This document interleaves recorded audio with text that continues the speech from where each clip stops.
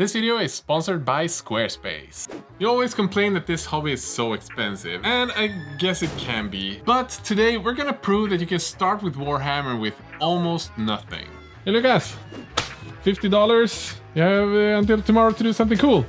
Okay. So we're two artists with $50 each. Pretty much the price of going to cinema, buying popcorn and a drink. Or just going to a semi-fancy restaurant. And I think that's a fair amount of money to try out a new hobby to see if you like it. So let's lay down the ground rules. We can't use any hobby tools that we owned from before. No paints, no brushes, no airbrush, no nothing like that. We are, however, allowed to go on Facebook Marketplace if we want to, but we're not allowed to ask friends for free stuff. Because frankly, we have too many friends in the hobby already. But we are allowed to use household items and use tools from the shed that I owned from before I started this YouTube channel. That could mean stuff like parchment paper for a wet palette or clippers and knives from the toolbox. Outside of that, we have to fit everything in the $50 budget. Let's start with the shopping tour. We're going down to Fantasia to pick up some minis. I think Lucas' plan is to pick up the cheapest one he can find. He doesn't know that my plan is to ask if they have something just laying around that they can sell for dirt cheap. Pretty much every game store has stuff just lying around. It might not be what you want, but since I'm open for it, let's see. I have this great plan. I'm thinking of picking up one of these really cheap models. They're like 12 bucks. And then maybe a plinth, 2 colors, bring a tool snipper clipper from home. So, if I were starting Warhammer, Yep. and I wanted something cheap, you guys have stuff just lying around, right? Maybe. Do you have something I can get for dirt cheap, like maximum 50 crowns, so $5? What do you want? Anything Warhammer. Breaking the rules, are you? Some Stormcast? Underworld Stormcast. Yeah. Dominion box. I'm gonna do it with this one because I'm not a dirty cheater. So we found some orc spruce, which makes me a happy camper. Look, I found this box. It's only 10 more crowns and it actually has a referee. That's actually a really good one. Yeah, because you get the red card and the referee calls you a cheater. Thank you. I had this amazing idea. What if I only pick up like 3 colors? So I'm thinking dark sea blue, some livery green, red, and maybe ivory. So those colors are gonna be my main ingredients for awesomeness.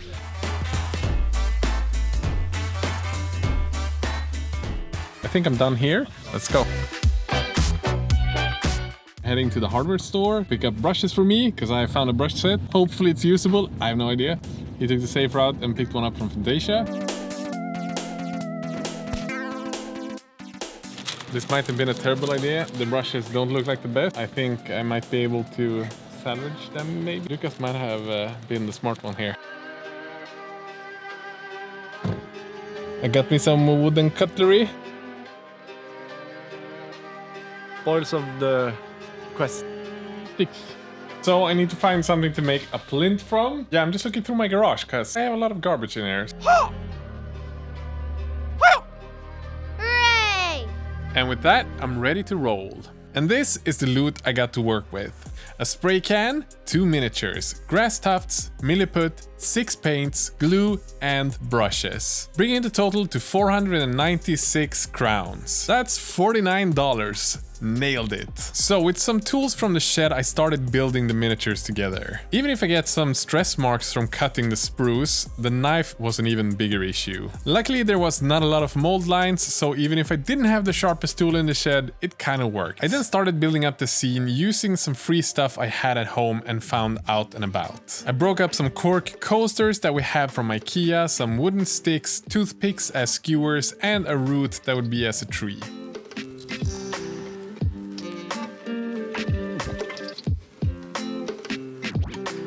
With all that in place, I started using the milliput I purchased to create somewhat of a rock foundation and bring everything together.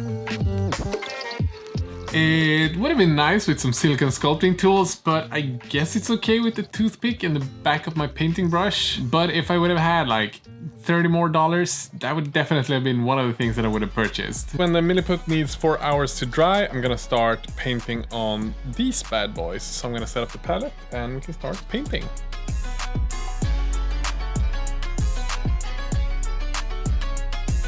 And yes, I know, I'm painting the miniature without priming them. And there's 2 reasons for that. Because the primer that I purchased is quite thick and removes a lot of detail. And plastic miniatures from Games Workshop don't really need a primer to get the paint to stick. So I'm just gonna use the primer for the base. The milliput have rested for a day, so I'm gonna try to prime it with graffiti primer. I'm not sure it's gonna work, but let's try it. With the figure, I've come quite a bit. I feel like I'm probably 60% on the way, maybe a little bit more. But I'm regretting I didn't take a black. But yeah, priming, let's do it. Look, that's not an ordinary ugly website. That's the most foul, ugly website you've ever set your eyes on. I'll take care of that. One web designer coming right up. Oh no, the website was too ugly. How are we ever gonna defeat this? I don't know! We have the holy award-winning templates of Squarespace. Of course, we have the holy award-winning templates from Squarespace. Bring it forth! With Squarespace award-winning templates, anyone can make a website. You don't need to be a web designer, and there's a 14 days free trial. And if you use the code Squidmar, you get 10% off your entire purchase of a website or a domain. There you go! Hooray!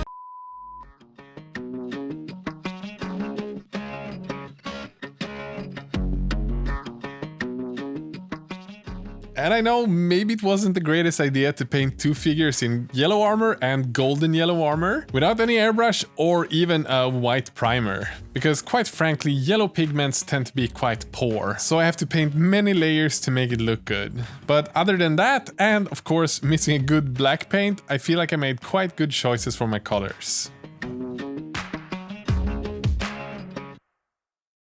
So I'm done with both figures. I think they look quite amazing actually, considering how poorly the brushes work. I'm just gonna finish painting the base now, and then we're gonna add grass tufts and the miniature is done.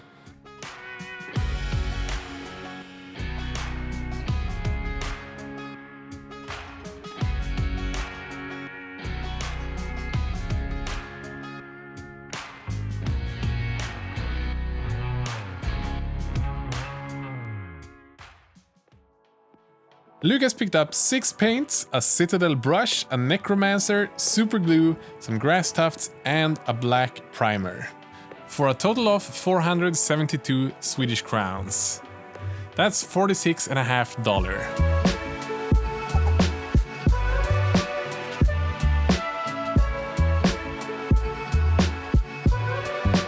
It turns out that the kitchen knife I brought from home wasn't really up to date. It wasn't really that sharp. If I'm planning on doing an entire army, it's definitely worth picking up a better knife.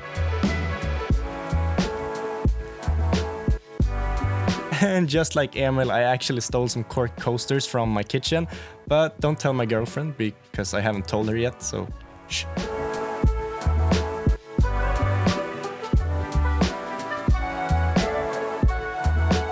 So I'm feeling kind of done with all the cork, so I'm thinking of moving on and putting on some roots as trees. I'm pretty much gonna cover up the entire back piece of this one to really frame the sorcerer warlock guy.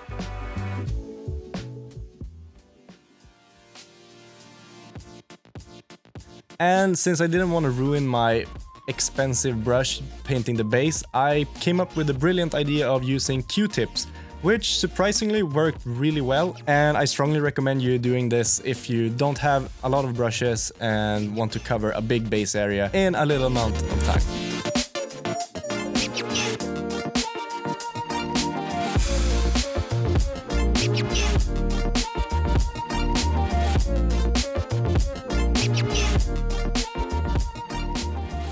So after painting up the base and everything around it, it's finally time for painting the actual Necromancer, the guy who's gonna be standing on top of the base. Having had to use this brush now for a while, I'm actually not sure how I'm gonna paint this. I'm gonna give it my best shot. It kinda bent, the tips just kinda got crooked, which isn't really that pleasant. Hopefully it's gonna be alright, and see you guys after I've painted it for a bit.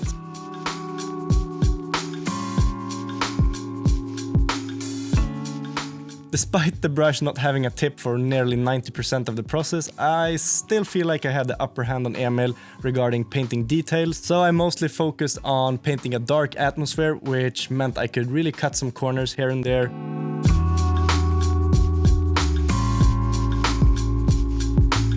And sometimes I feel like it can be a good thing to be limited in the palette. In Lucas' case, I really feel like he nailed the atmosphere thanks to all of the colors being blended from a small amount of tones. Now the painting is all done, I'm just gonna add some small details, adding some tufts and some oregano leaves on the trees and on the ground. We're just gonna tie it all together and it's gonna be done.